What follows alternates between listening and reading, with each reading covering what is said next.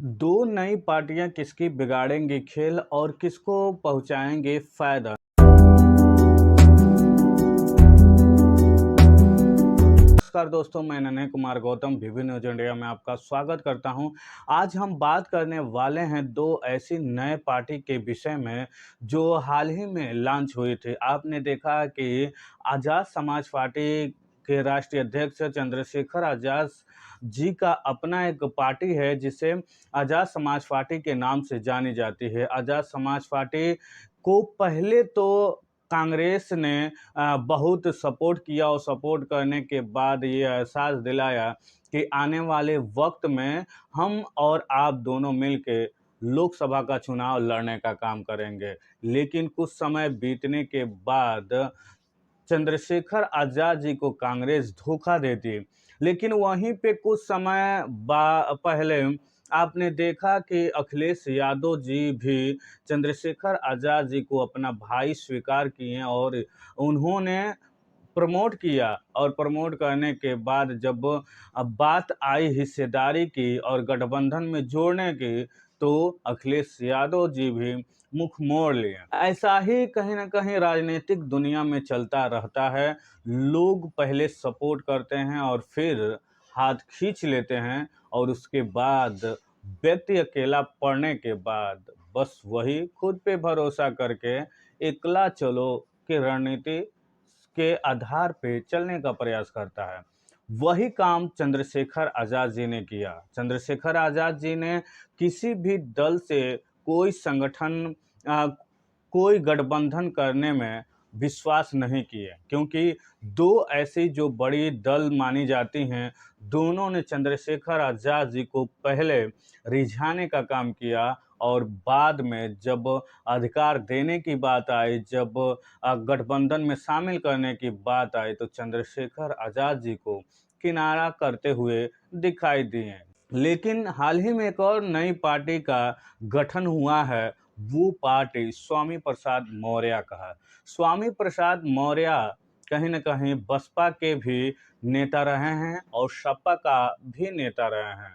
दोनों में से कहीं न कहीं पहले बसपा से निकले और सपा में आए और सपा से निकलने के बाद अब खुद की अपनी एक पार्टी बनाई हैं और बनाने के बाद वो कहीं न कहीं कुशीनगर से चुनाव लड़ने का प्रयास कर रहे हैं। स्वामी प्रसाद मौर्य कुशीनगर से सांसदी का जो चुनाव लड़ रहे हैं, वहाँ पे जोरों शोरों से प्रचार प्रसार कर रहे हैं। कहा जा रहा है कि मौर्य होने के नाते वो महात्मा बुद्ध की निर्वाण स्थली को अपना पहला रणनीति का अपना पहला राजनीतिक करियर जो खुद की पार्टी के रूप में शुरुआत करने का काम कुशीनगर से कर रहे हैं। और कुशीनगर में एक बहुत बड़ा देखा जा रहा है कि गठजोड़ दिखाई दे रहा है कि जिस प्रकार से स्वामी प्रसाद मौर्य चंद्रशेखर को नगीना सीट में जब चुनाव प्रचार चंद्रशेखर कर रहे थे, तो उस समय स्वामी प्रसाद मौर्य ने उनको समर्थन देने का काम किया और उनके साथ खड़े होने के बात कही। लेकिन वही जुगलबंदी कहीं न कहीं आज कुशीनगर में देखने को मिल रहा है। हाल ही में कुछ ऐसे डेट निर्धारित की गई है जहां पे चंद्रशेखर और स्वामी प्रसाद मौर्य का साझा एक रैली होने वाला है और दोनों मिलके इस जो कुशीनगर क्षेत्र है वहां पे चुनाव प्रचार किए करेंगे और करने के बाद इस कुशीनगर का जो सीट है उसे अपने तरफ अपने जीत के तरफ ले जाने का काम करेंगे। लेकिन ये दोनों ऐसी जो दल हैं, किसको नुकसान पहुंचाने वाले हैं और किसको फायदा पहुंचाने वाले हैं, ये सारे लोग जानते हैं। जिस प्रकार से आपने देखा है कि चंद्रशेखर आज़ाद जी का जो पार्टी है वो कहीं ना कहीं बहुजन विचारधारा को फॉलो करने वाली पार्टी है। वहीं पे उसी विचारधारा को फॉलो करते हुए स्वामी प्रसाद मौर्य की भी पार्टी है।